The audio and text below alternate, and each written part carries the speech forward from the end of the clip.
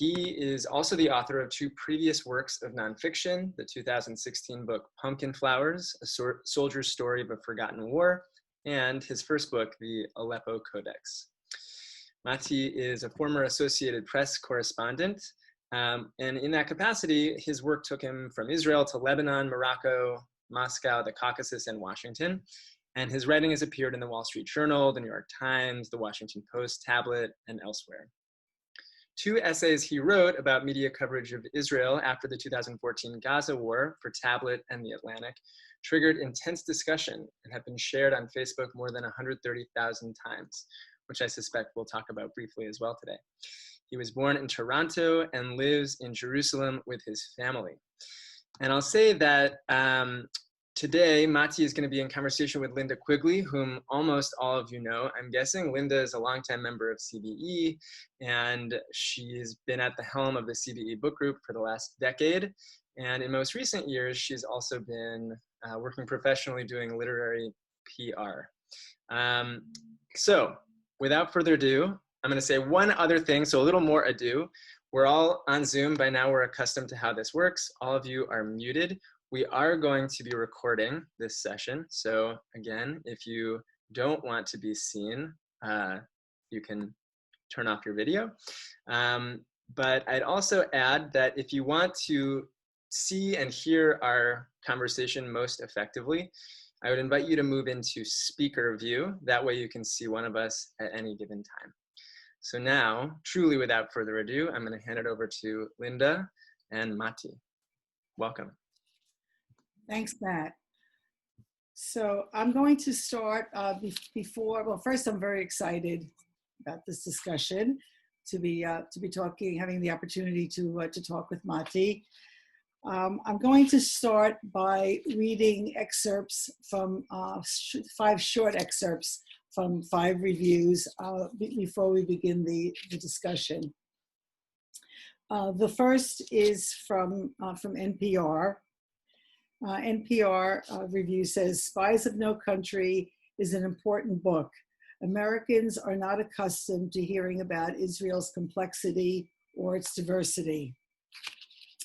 Then from Publishers Weekly, referring to Matti, they say, he said, "I was looking less for the sweep of history than for its human heart," and he finds it. From the book review of the Jewish Book Council cites the book's understatedly luminous prose style. The LA Jewish Journal review says, "As it happens, we learn more about what a real-life espionage agent actually does in Spies of No Country than in any mere thriller." And finally, from the New York Times review, Friedman succeeds in portraying the stories beneath the stories that acted as bedrock to the rise of the Mossad and still serve as a window into Israel's troubled soul. So with that, we will begin the discussion. Matti, why did you choose to write about the Arab section? And what were your goals in writing the book? And do you think you achieved them? I wish we could keep doing that thing with the review quotes. That's really great for my ego. If we could just do that for another hour or so, it'd be really amazing. First of all, thank you so much for having me. Thanks to Matt and Nate and to you, Linda, for reading the book and getting other people to read the book and for hosting me. I would give, I guess, 2 reasons for writing this book. One is that I like a good spy story, like a lot of people, stories of double identity, stories of covert action. It's, those stories are easy to love, and I've always wanted to write one.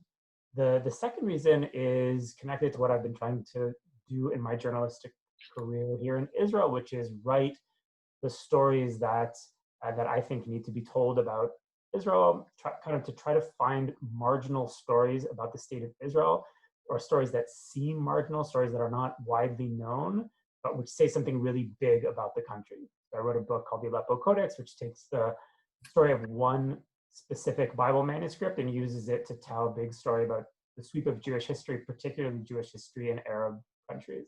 My second book is about one military outpost in Lebanon, which few people have heard of, but which says something big about the formation of 21st century Israel and 21st century warfare. And in this book, what I was trying to do was to take a very small story about a very small group of guys who are unfamiliar, not just to Americans, but also to Israelis, and use them to say something big about the country. So they're spies, and that's great, and it gives us great material to work with, but I'm really interested in the secret identity of the country where I live, which I've been trying to figure out since moving here 25 years ago.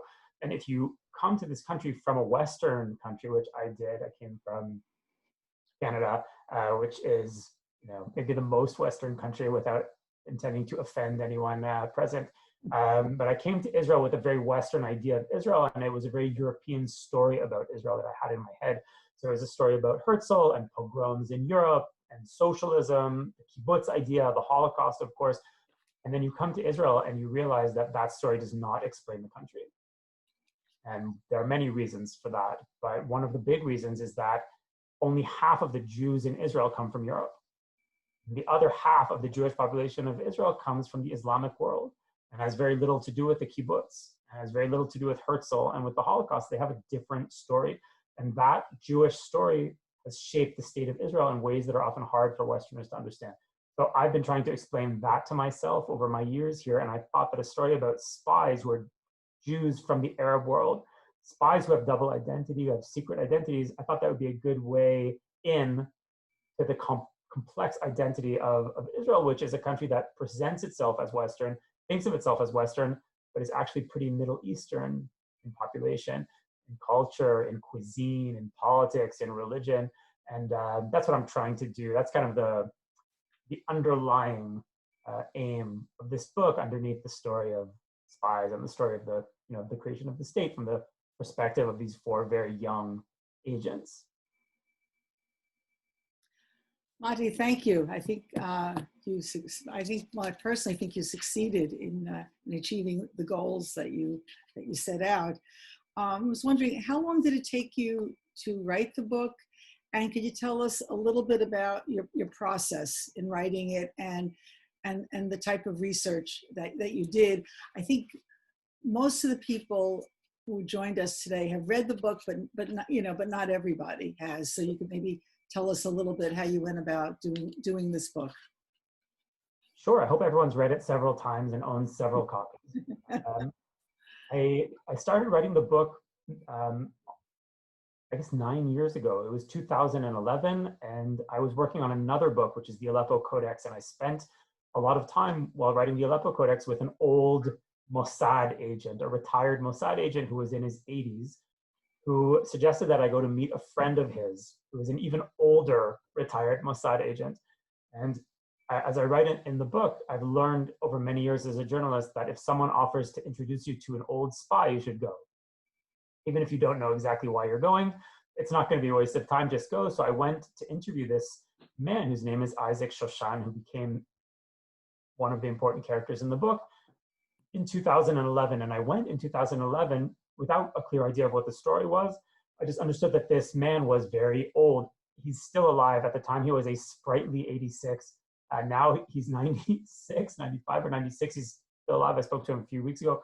But I was in a hurry because I just didn't know how long I'd have him. And it was clear to me that this was an amazing story. And I sat with him for hours and hours and recorded him, and then didn't really do anything with it because I didn't understand what the story was. I didn't have any sense of the other characters in the story. I didn't really understand where any of this fit in. And it took me years to figure it out. And I actually wrote another book in the middle, Pumpkin Flowers, and my career took all kinds of twists and turns. And the story of Jews from the Arab world really became central to my thinking and my work and my understanding of Israel in those years. And then I realized that what I had in this story about the Arab section is not just a very cool spy story or a story, kind of a unique story about 1948.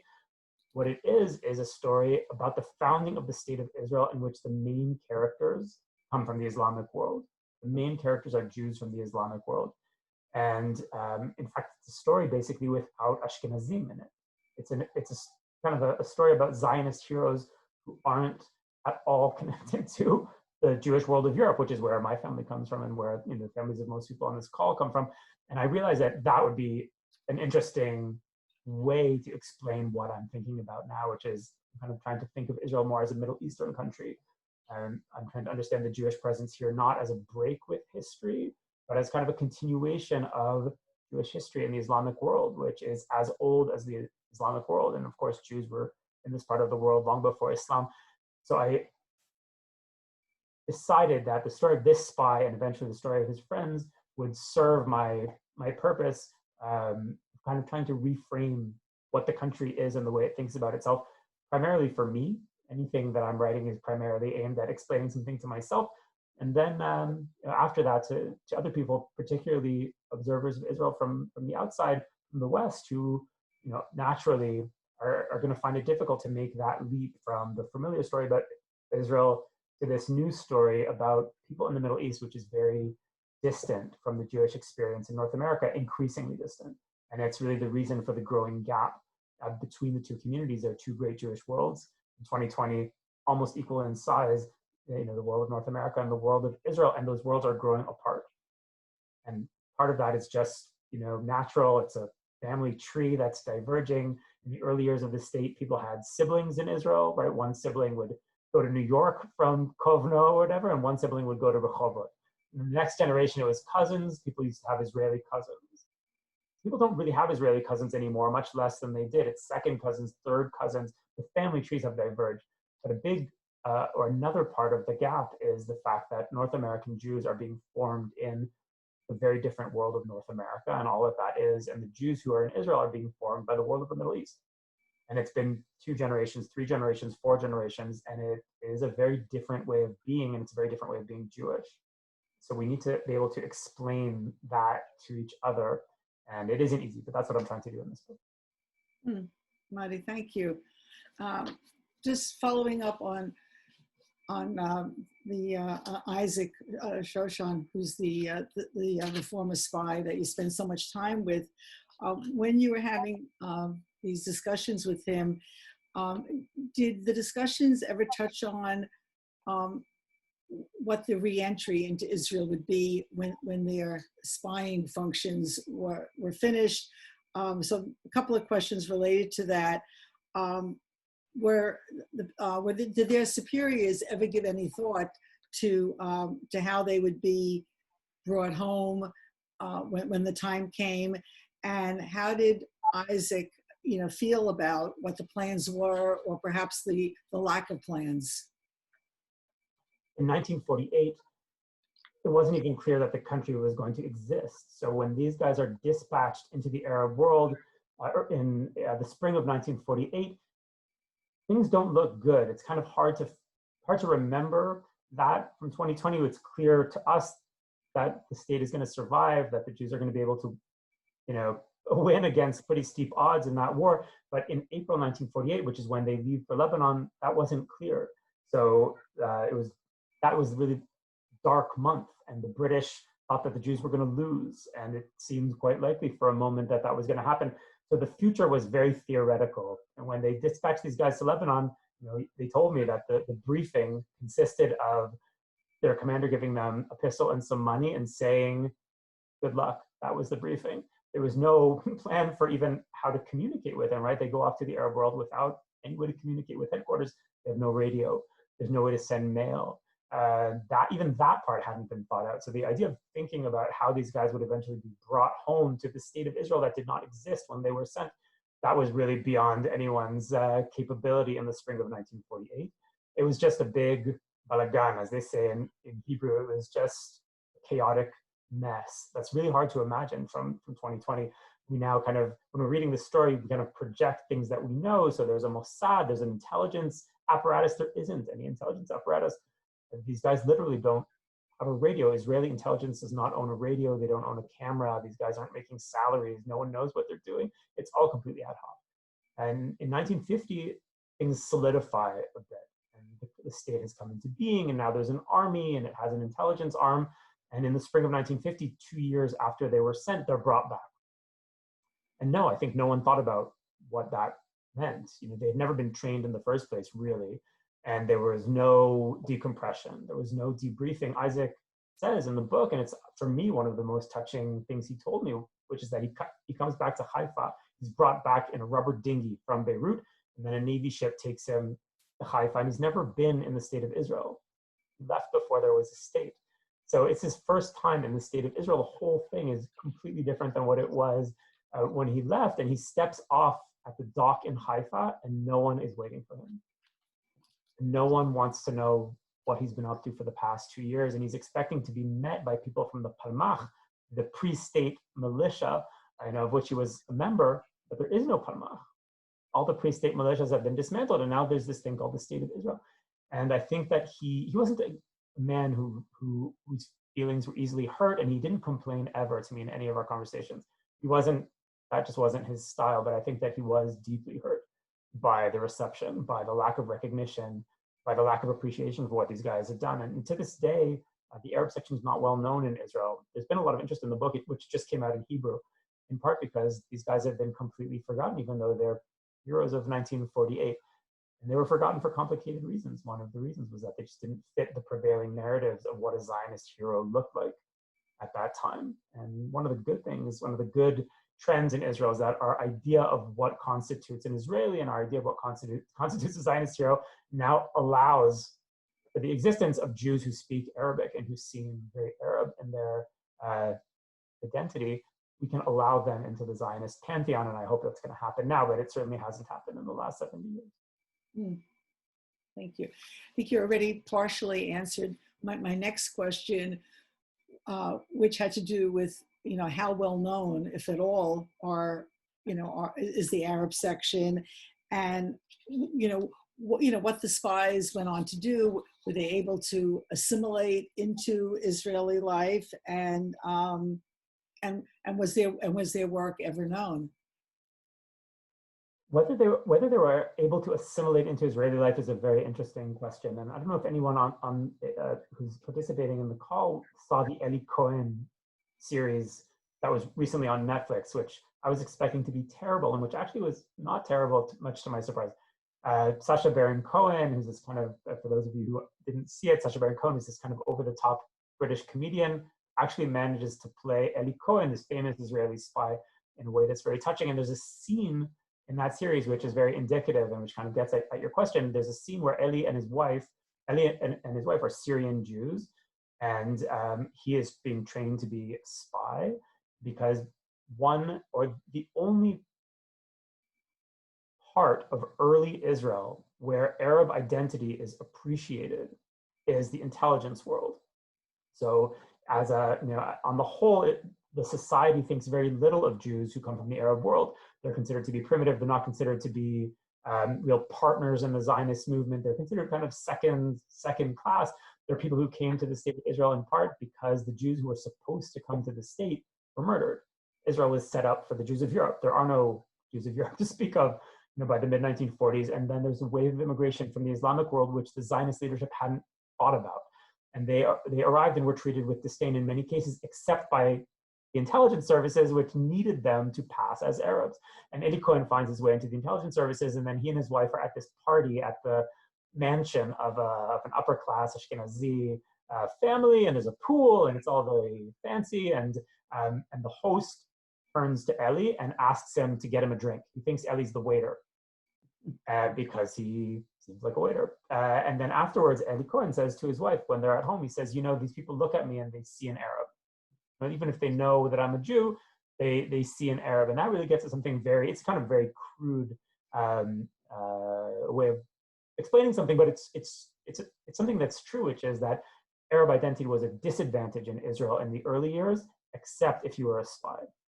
So these guys from the Arab section come back to Israel, and the surviving members of the section, because half of the section is actually killed in the war, the surviving members of the section find their way into the intelligence world in different capacities. Of the 4 spies in the book, one, I don't want to give anything away for those who haven't read it, one is killed.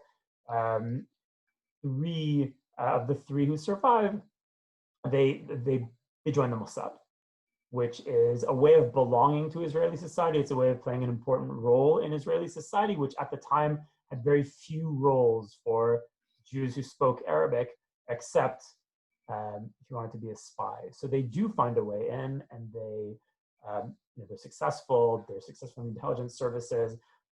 Gamliel Cohen, one of the four, becomes Israel's longest running undercover agent. He's so deep undercover in Europe in the 50s that he has two daughters who are born and don't know that they're Jews. His wife gives birth in a hospital in Europe, and I met her. She's still alive. She lives in Tel Aviv, and she told me that one of the things she had to remember while giving birth was not to scream in Hebrew, because she was undercover with her husband. So these people went on to successful careers in intelligence, but in Israel at the time, there were very few other careers that were open to them. Mm. Thank you. That's fascinating. Now, speaking of the spy, I read your review of it, and I also, which I thought was great, and I also watched the series, and I would highly recommend it as you do. Okay, so going on to our next question. One reviewer, Matthew Kalman, in the Times of Israel, referred to Spies of No Country as book 3 of a trilogy, along with your other two books, the Aleppo Codex, which, by the way, the CBE book group read a few years ago, and we enjoyed, and Pumpkin Flowers. So do you agree with this characterization of it as a trilogy? And if so, I think you sort of addressed this earlier, what are the commonalities of the book, and how do the books relate to each other? That's a great question, and I hadn't thought about that review in a long time, but I remember being very happy to read it. Not that I thought of the books as a trilogy at all. I'm a journalist, so I kind of attack different stories that catch my fancy, and I don't think I'd really thought about what linked them together, but definitely one link is that they're not the usual stories. When I go into the story of Israel, I don't go in through the front door. So I'm never going to write a book about David Ben-Gurion or Herzl or the Six-Day War or the Entebbe raid, because those things are known already. And the fact is, for better or worse, they don't explain very much about Israel in 2020. So if we want to understand Israel in 2020, we need new stories. And I think we need them pretty urgently, because I think people are having a hard time understanding the country with the old stories. So if you read the English, certainly in English, the narrative about Israel, and you're just looking for what's been written in English, you'll see, there's stuff about the founding of the state and Moshe Dayan and Golda Meir, up to the Entebbe raid, basically, in the 70s. And then it becomes this kind of unbearable shouting match about the settlements. But that's no way to understand the country. The country continues to evolve, and it's hard to understand, but it is possible. And the way to do it is by finding the stories that are important now. So I think that maybe the most important thing for Western observers to wrap their heads around is the story of Jews from Arab countries, which is just very foreign to North American Jewish communities, because North American the North American Jewish world is almost entirely Ashkenazi. It's no one's fault, that's just the way it is. The Sephardic element in the North American Jewish world is quite small, but in Israel it's half. So that makes this Jewish world very, very different and harder to understand if you're coming at it from the West. It also works the other way, by the way. But I'm writing mainly in English for people trying to understand Israel. And I think that's an important thing to understand. When I wrote Pumpkin Flowers, which isn't really about this topic, it was because the formative experience for Israelis my age, I'm 42, is not the Six-Day War, and it's not the settlement movement, and it's not, the Yom Kippur War. What it is this strange guerrilla war in Lebanon in the 90s that doesn't even have a name. But if you're an Israeli my age and you were in a combat unit, you probably spent time there and had a formative experience in this war that no one had ever written about at the time that I wrote Pumpkin Flowers. And I decided that the easiest thing to do would be just to write some familiar stories that people seem to want. But what needs to be done is stories that no one has told yet, that seem marginal, that seem, uninteresting at first, but which really say something big. And I've had the experience with all three of my books of having a bit of a hard time convincing people in the publishing world that this is worthwhile. Because if you come at them with Entebbe, people know it, or the Six-Day War. But if you come at them with an obscure outpost in South Lebanon in a war that Americans have never heard of, and even Israelis don't think about, it's really an uphill battle to get it published. But that's, in my mind at least, a sign that you're on the right track. Because if the door is wide open and everyone says, absolutely, it's probably been done before, and you don't want to do it. You have to break new ground, and we have to kind of make an effort to understand this country that we have in 2020, which is not the country of my parents and grandparents. It's not the chalutzim, and it's not the kibbutz, and it's a new place. It's in many ways a better place, as hard as that is to believe sometimes. In some ways, it's not a better place, but it is what it is, and it's kind of a miraculous country that needs to be understood on its own terms, and that needs to be done by telling the story of the country the way it is, and not the way we would wish it to be, which is too often the case. Mm. Well, thank you for not giving us the usual stories. Okay, now I want to go on to another review. Almost all the reviews of your book were positive, but there were some dissenters, and one of them was the foreword. The foreword's reviewer, Raphael McGarrick, was actually rather harsh in his assessment of your book, stating that either you didn't discuss the morality of certain actions of the Arab section, and or you implied approval of it. He cites the assassination attempt of the Muslim cleric as one example. And he also goes on to say that he believes that you should have included a fuller discussion of the Palestinian exodus from Haifa in 1948. So would you like to comment on his critiques? Sure. I think people have an idea that stories about Israel or stories about Jews should be stories about morality. And I think that's a very deep idea in Western civilization. That's really the role of Jews in the Western mind, is as moral agents, usually moral agents who fail, right? People who claim to be moral, but who are actually the most immoral people. And that has always kind of been the way that Jews have been discussed in the Christian world. And unfortunately, I think many of those tropes have found their way into the Western discourse around Israel, including discourse that's being conducted by parts of the Jewish community. So people, are much more likely, I think, to try to look at Israel through a moralistic lens than they are to look at themselves through a moralistic lens. And I've had weird conversations with people in America where they go on about the Israeli army, and then I say, how many civilians has the American army killed in the past year? And Americans just don't know, because they're not used to thinking of themselves in those terms.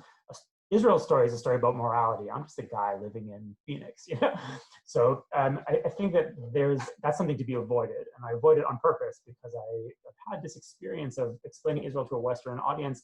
I had this experience at the AP, this big news organization that actually turned out to be kind of a negative experience, where I realized that Israel was being used as a morality story for Westerners. And it wasn't being understood on its own terms by knowledgeable people. It was being kind of abused to serve as a parable about things that interest people in the West, namely negative things, which is part of a very long tradition in Western civilization, which I'm not interested in being a part of. So in my books, I'm not up to that at all. I'm trying to explain the country as it is. And, I'm not a moral judge of these guys. Who am I to judge the people who founded the state of Israel and these, guys who came from the Arab world and risked their lives, and some of them died so that the Jews could have a state? Am I going to sit in a relatively safe situation in 2020 and kind of look down my nose at what they did? Absolutely not. And anyone who does that, I think, would be confused about their own position in the moral firmament. What I'm doing is explaining the way it was and the way they saw it. And I think the reader can make certain decisions about them. Do I approve of what they did? Absolutely. They founded the state of Israel, and I'm grateful for it. I'm glad I didn't have to do it. And not all of it's pretty, and I'm not sure that they think all of it was pretty. These people are aware. The guys in the Arab section are very aware. They're very empathetic for the other side. They know. They're not stupid. They know. That generation did what had to be done and changed the course of Jewish history in ways that I think we're only beginning to appreciate. And my own appreciation of that generation and what they did, with all my criticism of Ben Gurion and the Zionist leadership for its many blind spots, particularly this one regarding Jews from the Arab world, I think in 2020, their genius is only becoming more clear. The idea that the Jews have to have a state where they can exist on their own terms is more true now maybe than it was 20 or 30 years ago. So I have no problem saying that I think these guys are heroes. I don't gush in the book because that's not my style, but I wouldn't have written the book if I didn't if I didn't think that. As for the discussion of the exodus of Palestinian refugees, I think that the book actually does a fair job of it. Most Zionist histories or histories written from a Jewish perspective wouldn't mention it at all. And it was very important for me to mention it. And my spies were definitely aware of it. They saw it happen. They wrote it up in reports. And I give a full account of what happened in Haifa from the perspective of the Arab section agents and from the Palestinian perspective as well. And I quote Hassan Kanafani, who's really kind of a national hero on the Palestinian side, who doesn't pop up in a lot of Israeli writing. So yeah, I stand behind the book. I think that I understand, where the critique is coming from, but I think that the book speaks for itself. Well, thank you for your perspective. Also, I want to mention that the CBE book group a number of years ago read Kanafani. We tried to read a broad spectrum. Okay, thank you for that explanation. And my last question before turning it over to Matt would be, what regrets, if any, do you have about what you didn't include or couldn't include? And conversely, is there anything in the book that you wish you had omitted? No, I don't have any regrets about the book. I try also as a journalist, once you hit send, just don't regret it. There's no point. You'll just drive yourself crazy and you won't be able to write anything else. But in this book, I think that I'm not, I kind of milked every document that I found about these guys. So I didn't miss anything. There's nothing in the book that I think should have been included, or nothing has come to light since the publication of the book that makes me think, oh man, I really wish I had had that when I was writing it. I spent a long time on this book, right? These years, so I have a pretty good sense of what's out there. Do I regret writing something in the book? No, I'm pretty satisfied with the result. Yeah. Thank you. I do want to say I appreciated the extensive footnotes in the book. I found that very helpful. And then there were things that I thought maybe I personally thought you should have included, but then I found them in the footnotes. That's what I've done, right? That's what I've done. Thank you for mentioning that. That's what I've done in the two previous books as well. I don't footnote the books because I think that makes it look academic and the general audience is kind of put off by footnotes. But I include pretty long explanations for each chapter about where the information comes from. And I do that for two reasons. One is that sometimes people are interested in having more information, and I don't want to mess up the narrative, clutter up the narrative with all kinds of irrelevant stuff, but it's interesting to me, so I stick it in the notes. And also because I want it to be clear to the reader that this is true, that I'm not making this stuff up, that every sentence of dialogue in the book is remembered by one of the characters. Every detail comes from somewhere. And I put a lot of work into kind of taking that raw material and making it readable. And the skeleton of the book, or the machinery, the kind of the gears and levers of the book are in the footnotes if you're interested in seeing how I took all that documentation and interviews and then turned it into a story that I hope people can read even if they don't care what the source material is. Thank you. No, that was great. I'm going to turn it over to Rabbi Matt Green now, who will continue the conversation with you. Thank you, Linda. So, I would add, even though there was that one somewhat negative review, even he acknowledged that it was a very entertaining page turner. That even in that bad review, there was that acknowledgement. I'm giving you that. And I have to agree, because when I read the book, I didn't put it down. I read it pretty quickly because it was so thrilling. And maybe that is useful in the question I'm about to ask next, which is that I'm curious to know about the book's utility for diaspora Jews in that kind of divergence that you mentioned before, as the North American community becomes somewhat more distant from Israel and classic narratives about Zionism in the early state. Like you mentioned it, but maybe spell it out a little bit more for us, how telling some of these lesser known narratives could be useful for diaspora Jews, especially to understand Israel.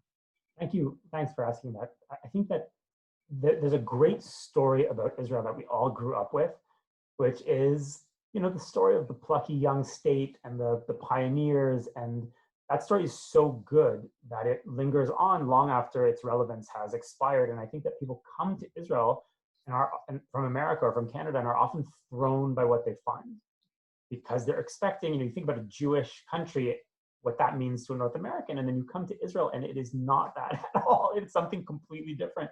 And it's very weird if you grew up in a North American Jewish community. I mean, just as an example, when you come looking for Jewish food in the Jewish state, you're not going to find it. And now you can get bagels in Israel, but for a long time you couldn't even get bagels. Israelis don't think of bagels as Jewish food.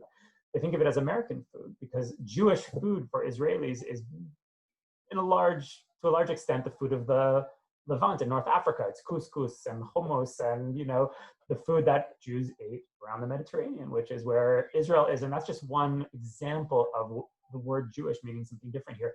Judaism as it's practiced here is very different than American Judaism. There isn't really reform or conservative Judaism in Israel to any real extent.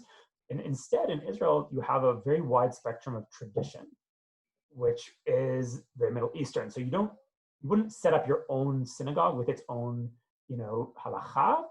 You might go to the Orthodox synagogue, or might not go. You might go sometimes, but you might, do kiddush on Friday night and then go to a soccer game. You might, have a tattoo, but put on tefillin every morning.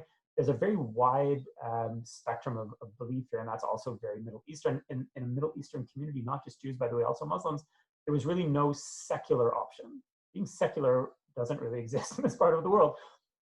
You live in a community, and you can't leave ever. But inside the community, you have movement, and it's more flexible than it might seem to an outsider. And that's really the way that Israeli Judaism works, and that often escapes visitors from the West who just don't recognize that as pluralistic Judaism. But Israeli Judaism is very pluralistic. It just doesn't work like North American pluralism. Our politics are very Middle Eastern, for better or worse, not necessarily for the better.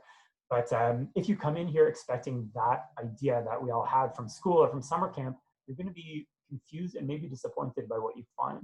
When I think that if you come in here with an idea of what Israel is, which is basically a continuation of the story of Jews in the Islamic world, and it's Tel Aviv is really not like Vienna, and it's not like Lodz or Lvov, where my family comes from. It's like Alexandria. It's kind of a great version of Alexandria or Beirut, what Beirut should have been. And that needs to be appreciated, but you can only appreciate it if you understand who the Israelis are and where they come from.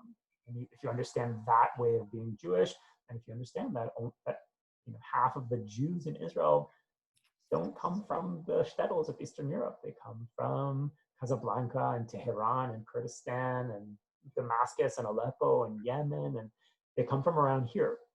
And the move from there to here was big in some ways, but not that big in other ways. And the country that we have is very much a creation of it's a hybrid creation caused by the meeting of those two worlds. We have to get that. We have to put words to it. We have to explain that, so we can kind of begin to appreciate it. I think Israel's amazing in that way. And I think the Jewish world of the Middle East, at least for me, it's enriched my understanding of what Judaism is infinitely. And I think I grew up with a very constricted idea of what Judaism was. I never understood there were Jews in Casablanca, or what that meant, or what they brought to the table. And now I do, and my Jewish world is much, much richer for it. If you can access it, it's great. It's not just access it so you can kind of better make the case for Israel or have a political appreciation for Israel. Access it because it can blow your mind, man. I mean, it will really make your Jewish world so much crazier and more interesting than sticking with the same old stuff. Yeah, I mean, so it sounds like telling and, I guess more importantly, reading a more complex narrative about Israel could lead to more complex and more nuanced opinions and conclusions about Israel, just at a baseline. I would add that about the sort of flexibility of the Sephardic world, I find myself in a very strange position where I'm a Reform rabbi, but I often read the works of specifically Sephardi chief rabbis of Israel because they have so much more liberal orientations toward a number of halachic issues. So I have seen that myself, and I guess benefited from seeing the complexity of lesser known Israeli narratives. But another thing that I'm thinking about in this whole conversation about sort of lesser known Jewish narratives is that many people in our community right now are thinking about Jews of color in our community. Obviously, in response to the recent ferment in our society, we're all taking Black Lives Matter seriously, but we're also thinking about Jews of color and how to lift them up and their experiences in our own communities. And to some degree, that's a version of what you're doing. I mean, quite literally in this book, you talk about how they're known as Black Jews. And lahavdil, they're not identical scenarios, but I guess I'm wondering, like, maybe a way of tapping into the sensibility of what's going on in Jewish communities in North America right now is to also frame your conversation in the same light of bringing these experiences that people don't know about these minority communities into the fore. Would you agree with that parallel? Generally speaking, I mean, yes, I think that we're more open now to diversity. And you know, once the Israeli meant something to people in the 50s and 60s, the Israeli was, you know, blonde pioneer who was hoeing the field in the day and listening to Beethoven in the dining hall at night. And now we're more flexible. Like, being Israeli could mean all kinds of different things. And you know, you can be all kinds of things that you couldn't be in the labor Zionist Israel of the, you know, 50s and 60s. And that's great. And that is the way we have to look at it. And we have to kind of think about ourselves in a more heterogeneous way. But I would be careful about taking American narratives and projecting them here, which is what I think people often do. You know, naturally people are kind of preoccupied with their own society, and then they look for those things in other places. But the Israeli society doesn't really correspond to the same narratives. It's not that there isn't discrimination here. There is, and it's not that there, you know, we don't have the usual package of human nonsense, racism, disdain for the other, kind of a Eurocentric elitism. It exists. So I'm not saying it doesn't. But if you try to, if one tries to take the American narratives and place them on Israel, you run into problems. And a lot of people do that, by the way, whether it's looking at Israelis and Palestinians as white people and Black people, which is not the case, or looking at Ashkenazim and Mizrahim as white people and Black people, which is not the case. You end up being very confused about the society. So I think it's very important to just look at the society on its own terms. And I know you've lived here, and that's, you know, that's one way, that's the best way to do it. Learn the society and learn the way its internal dynamics work, and learn, you know, its own patterns of discrimination and, you know, its own hierarchy of, you know, racial identity. It doesn't always work the same way. It doesn't work the same way as it does in America. And one important difference is that Mizrahim are not a minority. Right. So they don't see themselves as a minority, and they're not a minority. In fact, they might be the dominant half of the Israeli Jewish population. And if you look at our politics and all the other examples that we've given, I think that it is possible to see Israel, or you can tell the story of Israel kind of opposite to the way that we've always told it. We tell a story about Israel where European Jews set up the state of Israel, and then Jews come from the Middle East and join the story as kind of secondary participants. But I think you can tell this story in the opposite way. I think that you can say there were always Jews in the Islamic world. And there's a catastrophe in Europe, and the remnants of European Judaism come to the Islamic world, insert themselves into the Islamic world, and join the story of the Mizrahim. They join the story of the Jews of the Islamic world, and that means that the main character in this story might be the Mizrahim, and not Ben Gurion, and not Moshe Dayan and Golda Meir, which is a different way of thinking about it, but it's not a minority community like African Americans. So it's very important to see the country on its own terms, which takes time. It involves a leap. It's really best done here if you can swing it. But it doesn't really correspond to American narratives. Right. I mean, it's still, I think, for an American audience, has a resonance of thinking about Jewish experiences that aren't the dominant Ashkenazi white experience. But yes, 100%. I think it's obvious that they don't map neatly onto one another. And obviously, as maybe one of the only millennials on this call, I'll just say that, like, my generation struggles with seeing Israel as distinct and complex in its own ways. And so obviously we're guilty of projecting our own service onto you guys. And actually, as I say you guys, I'm aware you're both Israeli and an Ole. You grew up in Canada. And I was wondering, as there was so much of this sort of double consciousness that you were presenting in your subject, you know the question I think that I'm about to ask. I mean, what is your own experience as a spy of no country or a journalist of both countries? Do you feel like you have a double consciousness too? That's a great question. And it actually only occurred to me pretty late in the writing of this book, where I was asking myself, I'm not a very introspective person, or at least I don't think of myself as an introspective person. I'm a journalist. I write about other people's stories, and I'm in the book only to the extent that that's useful for you to understand the story of someone else. And then I started wondering why I identify with these guys and why this double identity thing really kind of strikes a nerve with me. And I'm sure that it's because as an immigrant, I also have a double identity, and I've also, I can wear one hat and wear another hat, and I actually have in Pumpkin Flowers.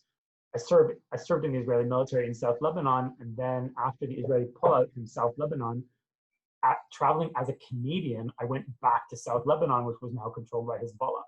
And I went back in by lying about who I was and being my other identity, which is a kid from Toronto. And so I've worked that split personality as a journalist. It's been useful to me as a journalist, and I'm aware of it. I'm different in English than I am in Hebrew. I've lived my entire adult life in Hebrew, and I'm married to an Israeli, and my kids are Israeli, but I have this Canadian identity, and I have an appreciation for people who live that way. Like these guys who come from, Isaac Shoshan, he's a street kid from Aleppo. He shows up on a kibbutz in the 40s and tries to fit in, and it doesn't work.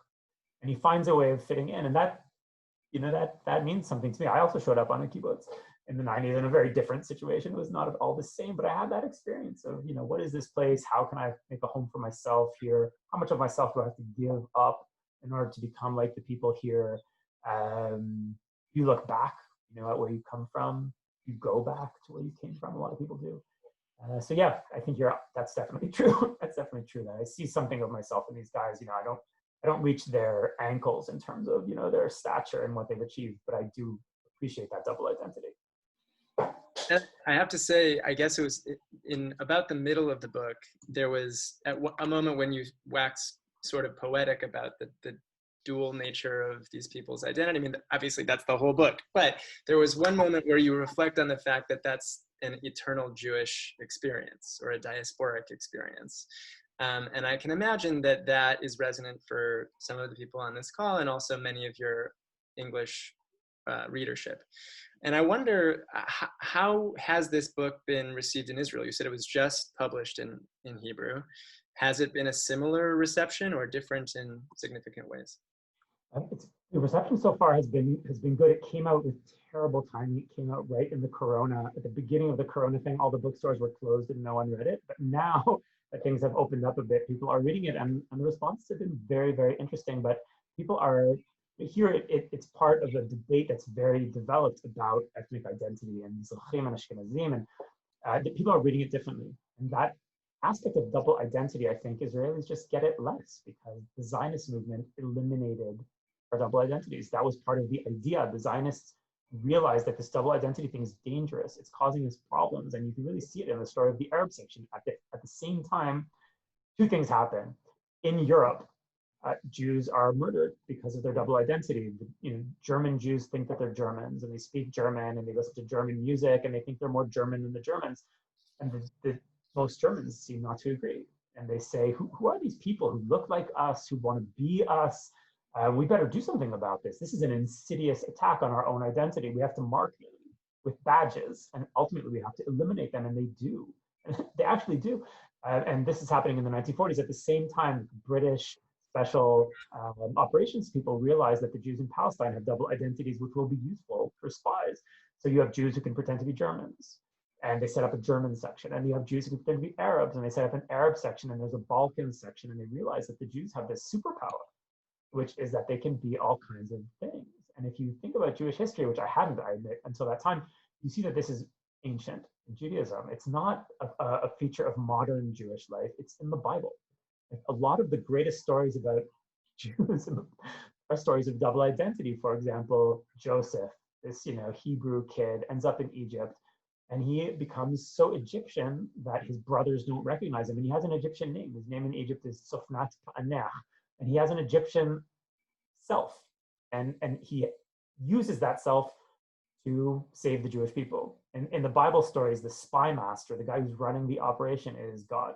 So he's placing people with their double identities in strategic spots. Moses grows up as an Egyptian. That's a big part of who he is. He grows up in the palace of Pharaoh, and that he's more than one thing. And that allows him to do what he does. Esther, in the story of Purim, Esther is a Persian name. That's a Persian name. She also has a Hebrew name, which is Hadassah, and she's working her double identity to save the Jews. And that is a theme in Judaism. A small people living among bigger populations that aren't always friendly. How do you use your identity to survive? I never thought about that as being really a feature of Jewish history, but it really is. And the Arab section is just one emanation of this very old characteristic, I think, that Jews have, but which Israelis really no longer have, which is kind of new in Jewish history. You have people who are Israelis. Their language is Hebrew. They are from Israel. It was supposed to be simple, like being French, like being Polish. That was the idea. Whether Jews can ever have a simple identity is, I think, an open question. But that was definitely the idea of the founders, and it has worked to some extent. Yeah, I mean, I really liked that particular, let's call it a meditation. I don't want to call it a tangent because it's all part of a whole. But I really liked that meditation in your work. And there were a few moments when you diverge from telling this story, or you go in a different direction, and you just sort of reflect on what this experience must have been like.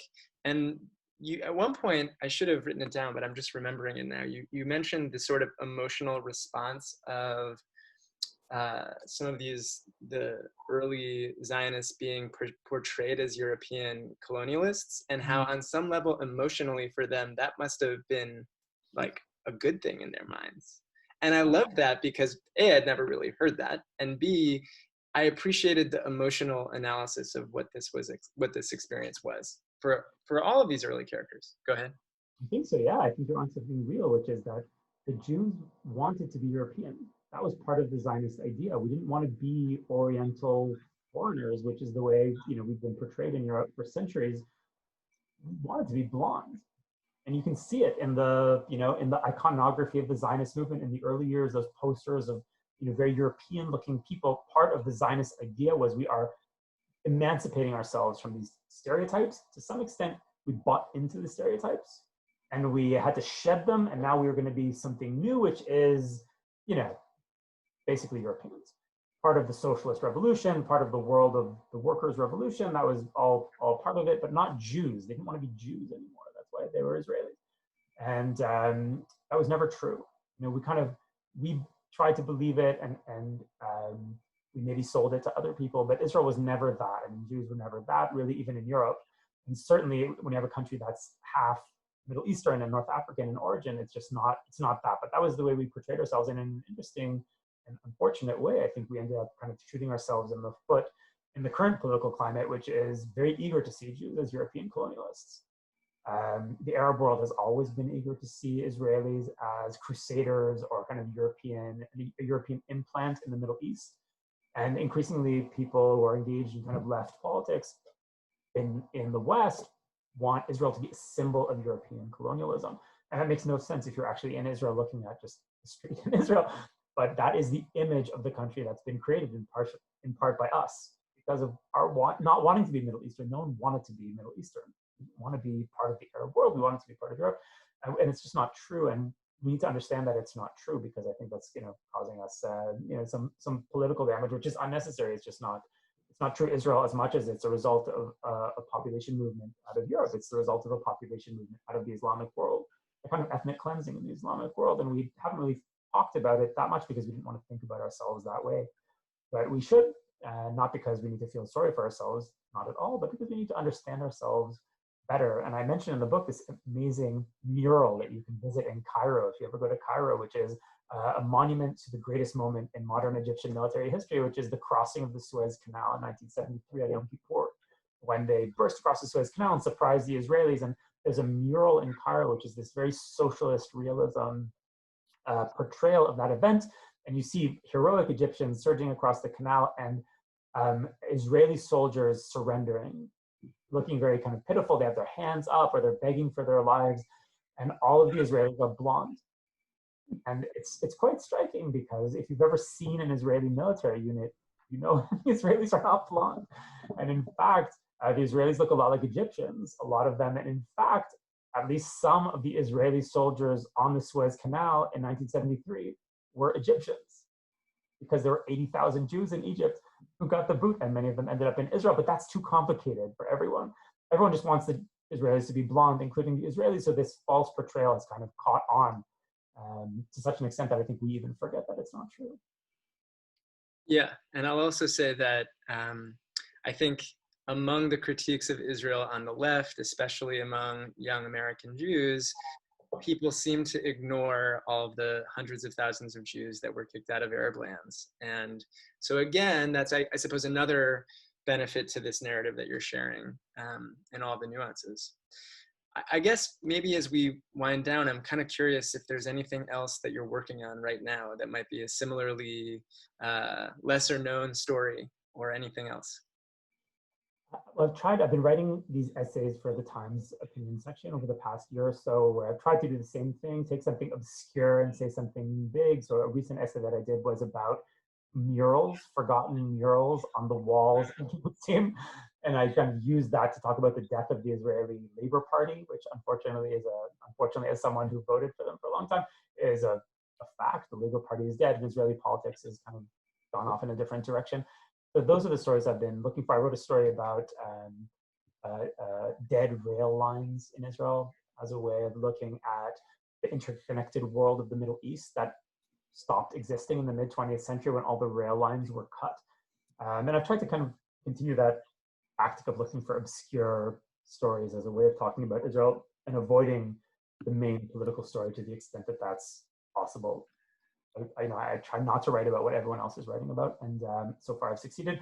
I'm working on I had a TV documentary that just came out in Israel. It was for Israeli television about this war in Lebanon that Pumpkin Flowers is about. It's actually, this is the poster for it on the wall behind me. It's called Milchama Bli Shem, the war without a name. And it just came out in Israel, and it was kind of, it sparked a really interesting discussion here in Israel, and it's being translated now into English. I'm not sure exactly in what format it will be broadcast in English, but that might be coming your way soon. And I'm working on another longer book project that's too early to discuss, but it's about an interesting cultural episode that happens during the Yom Kippur War in 1973. Cool. I'm also remembering I meant to ask you before about how Arabs respond to your work, how Arab non-Jews maybe responded to this book or your work in general. I wish I could say something more intelligent about that, but unfortunately nothing that I've written has ever been translated into Arabic.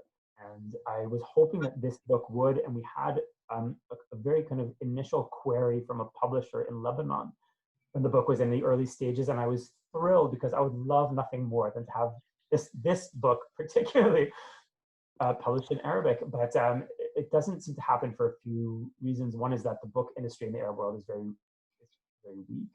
And also because any Arab publisher who's publishing Israeli authors is going to have problems that are probably not worth it for them. So there doesn't seem to be that kind of pipeline of information from Israel to the Arab world, which is a shame, because I think the Arab world would benefit a lot from knowing more about the country beyond the caricature that I think many people know, and particularly understanding that the Israelis are not crusaders or colonialists who came from some empowered European country. They're refugees from Europe, but they're also their former neighbors from Beirut and from Aleppo and from Damascus. It's the guy who lived down the street who used to run the grocery store. Now he's an Israeli, or his son is an Israeli, his daughter's an Israeli. And I think if people understand that and that kind of really clicks, it's an opening for, look, peace isn't happening, okay, but for greater understanding, an understanding of Israel as a natural part of the regional mosaic and not as a foreign implant. Right. I guess in much the same way that just same as for North American audiences to have a more complex understanding. I did wonder multiple times in reading your book how it might be read by Arab audiences who have no idea.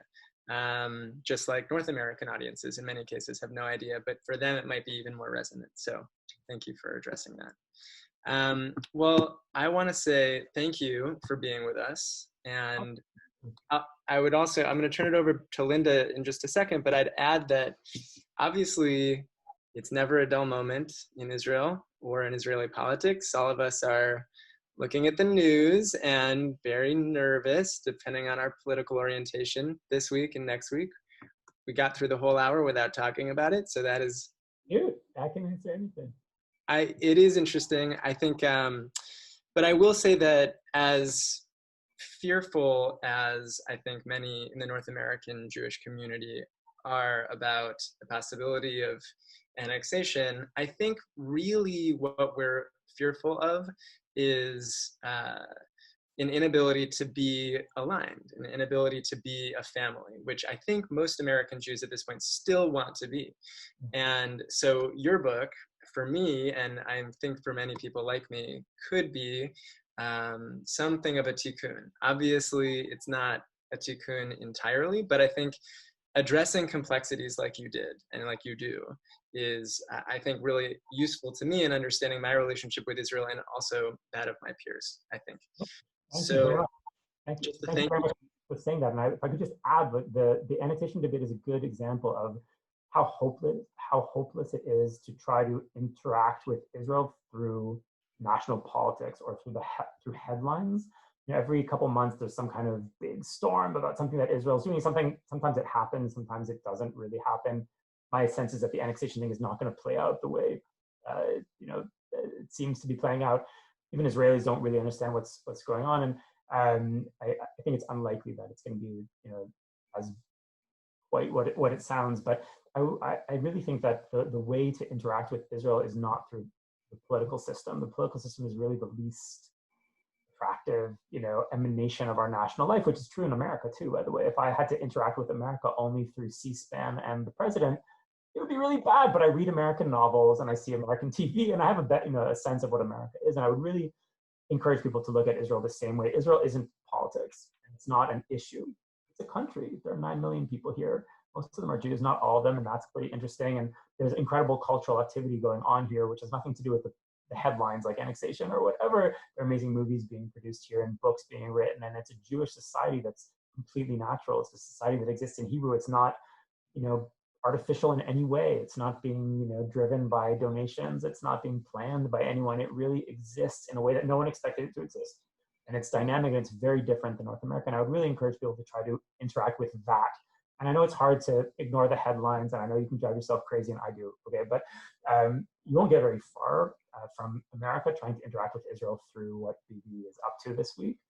But if you can really grasp what this society is and what it's become and where it's headed and what it's managed to produce, I think that would be very valuable. And not only as an understanding of Israel, but as an enrichment of your own Jewish world.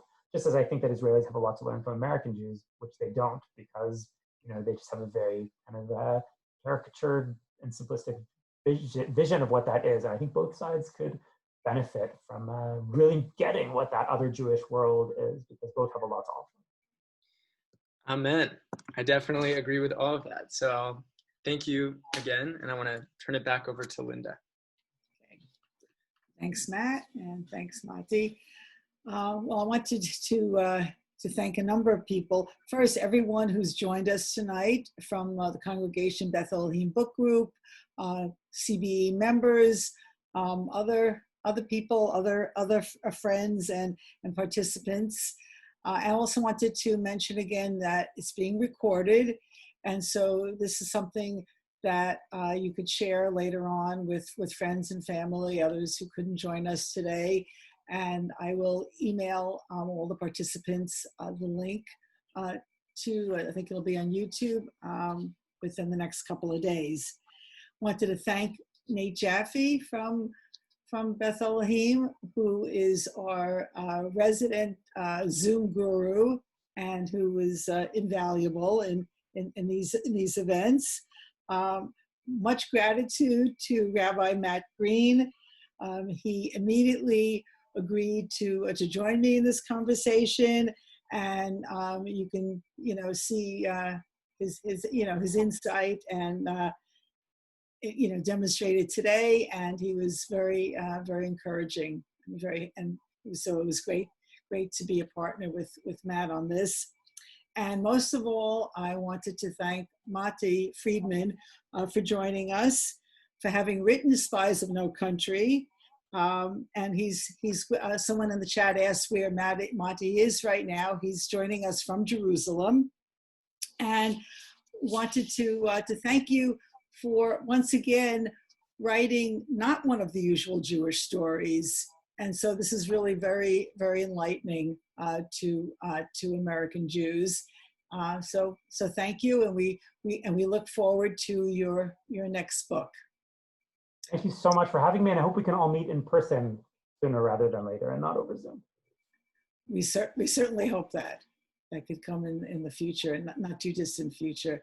So thanks again to you and to everybody.